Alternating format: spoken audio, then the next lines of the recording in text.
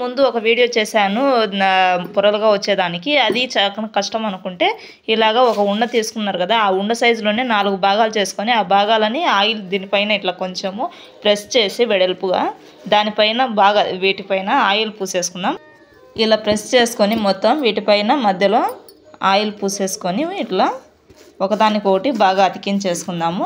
అది ఈ లెవెల్లో నచ్చిన వాళ్ళు చేసుకొని నేను ముందు వీడియోలో అప్లోడ్ చేశాను నేను. దానికి ఇప్పుడు ఈ లెవెల్ అది కష్టం అనిపించిన వాళ్ళు ఈ లెవెల్ చేసుకోవచ్చు అనమాట. ఇలా ఆయిల్ తోటి మొత్తము పూసేసుకొని క్లోజ్ చేసి వీటిని మొత్తం ప్రెస్ చేసి ఇప్పుడు పౌడర్ వేసి వీటిని కూడా బాగా రోలింగ్ చేసుకోవాలి.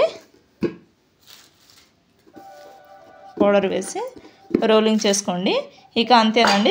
రోలింగ్ చేసుకుంటే ఇదిగో ఇలా రౌండ్గా వచ్చేస్తుంది. లేదు అనుకుంటే నేను ముందుకు చెప్పిన ప్రాసెస్ ఫాలో అయితే ఈ షేప్లో వచ్చేస్తుంది. ఇది ఫాలో అవ్వండి. పొరలుగా వచ్చేస్తుంది. ఇది ఇక్కడ ఉంది కదా లేయరు, ఈ లేయర్ అంతా పైకి పొంగేస్తుంది అనమాట చపాతీ చేయడం వల్ల. ఓకేనండి. Thank you for watching.